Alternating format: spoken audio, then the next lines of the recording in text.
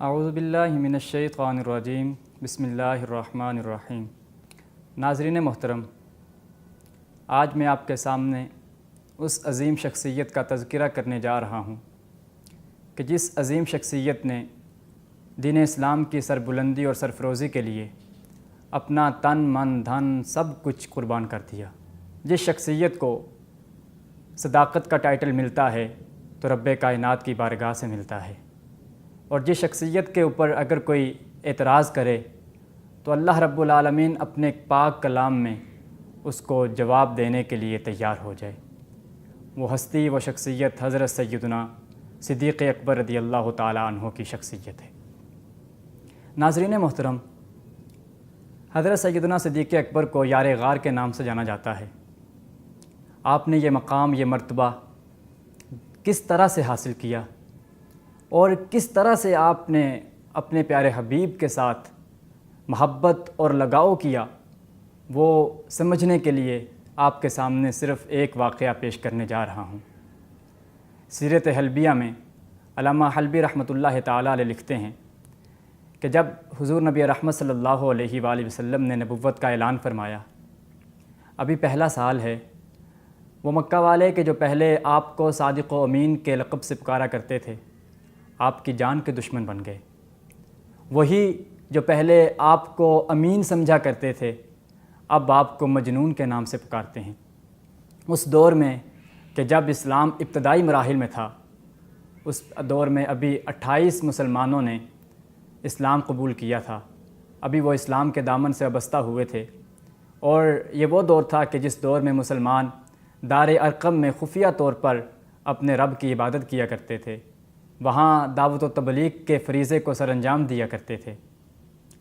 ایک دن سیدنا صدیق اکبر رضی اللہ تعالیٰ عنہ کے دل میں ایک شوق نے انگڑائی لی۔ کہنے لگے، یا رسول اللہ، ایسا نہیں ہو سکتا کہ ہم مکہ مکرمہ میں بیت اللہ شریف میں حاضر ہو کر اپنے رب کی عبادت کریں، ہم دوسرے لوگوں کو بھی اسلام کی طرف راغب کریں۔ حضور نبی رحمت صلی اللہ علیہ وآلہ وسلم نے ابتدا میں انکار کیا، لیکن جب اپنے یار غار کے اس صدق کو دیکھا اور اس اسرار کو دیکھا تو آپ نے اجازت عطا فرما دی کہ چلو آج مکہ والوں کے سامنے جا کر بیت اللہ شریف میں جا کر دعوت و تبلیغ کا کام کرتے ہیں۔ ناظرین محترم، اس دور میں جب کہ ابھی 28 مسلمان دار اسلام میں داخل ہوئے ہیں، حضور اکرم صلی اللہ علیہ وآلہ وسلم ان مٹھی بار جانثاروں کی جماعت کو لے کر بیت اللہ شریف میں حاضر ہوئے۔ ایک طرف کفار کے بڑے بڑے سرغنہ بیٹھے ہیں، جن میں ابو جہل بھی ہے، ابو لہب بھی ہے، عتبہ و شیبہ ولید بھی ہیں، اور ایک طرف یہ مٹھی بھر مسلمان اپنی محفل جما کے بیٹھ جاتے ہیں۔ اس محفل کی صدارت حضور سرور کائنات کر رہے ہیں، اور اس محفل کے خطیب کون ہیں؟ وہ خطیب کہ جن کو اسلام کے پہلے خطیب ہونے کا شرف حاصل ہے۔ میری مراد حضرت سیدنا صدیق اکبر رضی اللہ تعالیٰ عنہ کی ذات ہے۔ آپ کھڑے ہو کے خطبہ دینا شروع کیا، اور اس خطبے میں اللہ رب العالمین کی وحدت اور حضور نبی رحمت صلی اللہ علیہ وآلہ وسلم کی نبوت کا اعلان فرمانے لگے۔ یہ بات ان کفار کے سرغنہ کے دلوں پہ کیسے اثر انداز ہو سکتی تھی؟ وہ کیسے برداشت کر سکتے تھے کہ اب تو ہماری سیادت کو خطرہ ہے، اب تو ہماری قیادت کو خطرہ ہے، اب تو ہماری سرداری کے لالے پڑ چکے ہیں؟ انہوں نے اس بات کو برداشت نہ کیا، وہ سارے کے سارے کھڑے ہوئے اور ان مٹھی بھر مسلمانوں پہ ظلم و ستم کے پہاڑ ڈھانے لگے۔ ان کمزور مسلمانوں پہ مظالم ہو رہے ہیں، ظلم و ستم توڑے جا رہے ہیں۔ حضرت سیدنا صدیق اکبر رضی اللہ تعالیٰ عنہ آپ رکے نہیں، باز نہیں آئے، بلکہ آپ مسلسل انہیں اسلام کی طرف تبلیغ کیے جا رہے ہیں۔ ایسے میں عتبہ بن ربیعہ نامی بدبخت ایک آگے بڑھا،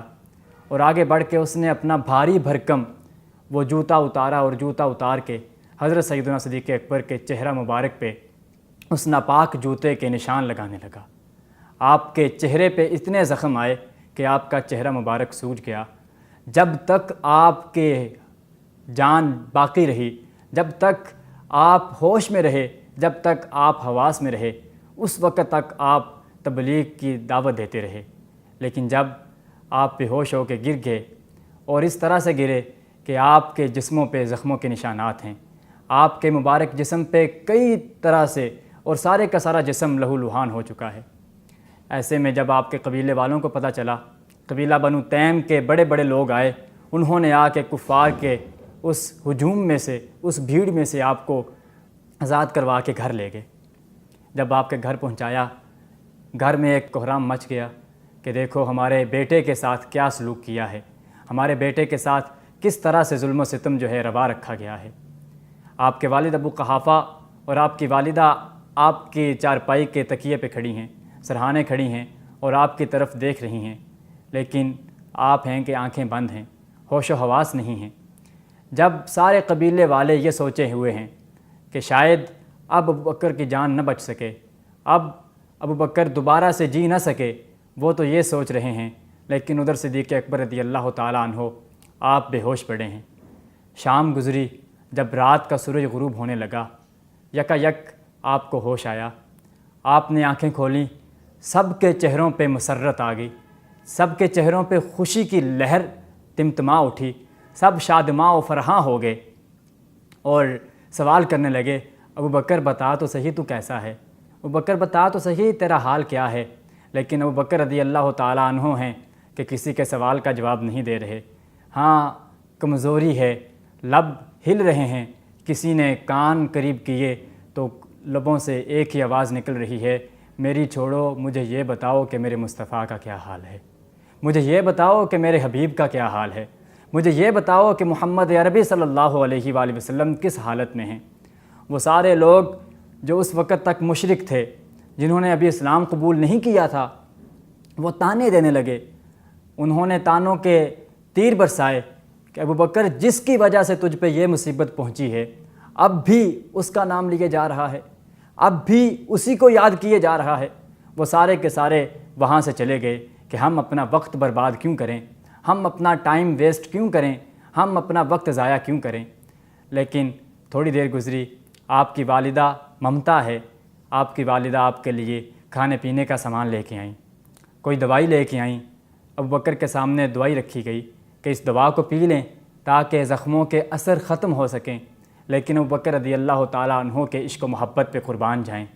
آپ کی اس عقیدت و الفت پہ قربان جائیں کہ آپ کی زبان پہ ایک ہی نام جاری ہے، اور وہ نام میرے اور آپ کے آقا حضرت محمد مصطفیٰ صلی اللہ علیہ وآلہ وسلم کا اسم گرامی ہے۔ آپ کی والدہ نے جب سارے اپنے ہتھ کندھے استعمال کر لیے، سارا زور لگا لیا، لیکن آپ ہیں کہ کچھ کھانے کے لیے تیار نہیں، بلکہ آپ فرماتے ہیں فسارا یکررو، بار بار سوال کرتے رہے، حتیٰ قالت امہ واللہ ما لی علم بصاحبک، یہاں تک کہ آپ کی والدہ پکار اٹھی کہ بیٹا مجھے تمہارے اس دوست کے بارے میں کوئی علم نہیں، مجھے نہیں پتہ وہ کس حال میں ہیں۔ حضرت بکر صدیق رضی اللہ تعالیٰ عنہ نے فرمایا حضرت عمر فاروق کی بہن ام جمیل کے پاس جاؤ، انہیں پتہ ہوگا کہ حضور کس حال میں ہیں۔ مختصر کرتا چلوں، حضرت ام جمیل رضی اللہ تعالیٰ عنہا کو بلایا گیا، ان سے پوچھا گیا، انہوں نے حضرت سیدنا صدیق اکبر کے کان میں آ کے کہا کہ حضور بخیر و عافیت ہیں اور دار ارقم میں صحابہ کرام کے گروہ کے ساتھ سلامتی کے ساتھ موجود ہیں۔ جب سیدنا صدیق اکبر نے یہ جملہ سنا کہ میرے محبوب سلامت ہیں، وہ جسم کہ جو چارپائی سے لگا ہوا ہے، وہ جسم کہ جو لہو لہان ہے، وہ جسم کہ جو حرکت کرنے سے عاجز ہے، اب وہی جسم ہے کہ اٹھ کے بیٹھ جاتے ہیں، جسم میں جان دوڑ آئی، جسم میں خون کی گردش تیز ہو گئی، آپ اٹھ کے بیٹھ گئے اور فرمانے لگے کہ اب تو اس وقت تک کچھ نہیں کھاؤں گا جب تک میں اپنی آنکھوں کی پیاس دیدار مصطفیٰ سے نہ بجھا لوں۔ فرمانے لگے لا اذوق طعاما ولا شرابا او اوتی رسول اللہ، اللہ کی قسم نہ تو میں کھانا کھاؤں گا، نہ تو میں پانی پیوں گا، ہاں اس وقت کھانا کھاؤں گا، اس وقت پانی پیوں گا کہ جب میری آنکھوں میں، میری آنکھوں کی پتلیوں میں میرے حبیب کے جلوے بسا جائیں گے، جب میری آنکھوں کی پتلیاں میرے حبیب کے جلووں کا دیدار کر لیں گی۔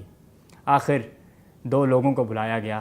ان لوگوں کے سہارے پہ سیدنا صدیق اکبر رضی اللہ تعالیٰ عنہ جا رہے ہیں۔ جانے کا منظر کیا ہے؟ جسم لہو لہان ہے، خون رس رہا ہے، پاؤں صحیح طرح سے زمین پہ نہیں لگ رہے۔ ایسے میں دار ارقم کے دروازے پہ پہنچے، دستک ہوئی، اندر سے ایک صحابی نے دروازہ کھولا۔ کیا خوبصورت منظر ہوگا وہ کہ سارے صحابہ بیٹھے ہیں اور ان صحابہ میں سے حضرت صدیق اکبر رضی اللہ تعالیٰ عنہ اپنے قدموں پہ چلتے ہوئے اور آدمیوں کا سہارا لیتے ہوئے حضور کی بارگاہ میں حاضر ہو رہے ہیں۔ جب نبی اکرم صلی اللہ علیہ وآلہ وسلم نے اپنے عاشق صادق کی یہ حالت دیکھی، راوی کہتے ہیں کہ آپ کی آنکھوں سے آنسو جاری ہو گئے، آپ کے جسم پہ کپ کپی طاری ہو گئی، آپ تیزی کے ساتھ آگے بڑھے اور آگے بڑھ کے ابوبکر کو اپنی باہوں میں لے لیا اور آپ نے حضرت صدیق اکبر رضی اللہ تعالیٰ عنہ کے چہرہ مبارک کے بوسے لینا شروع کر دیے۔ اور یہ وہ منظر تھا کہ جس منظر کے لیے عاشق صادق نے اپنی ہر چیز داؤ پہ لگا دی۔ ہاں، پھر صدیق اکبر بھی پکار اٹھے، یا رسول اللہ، میرا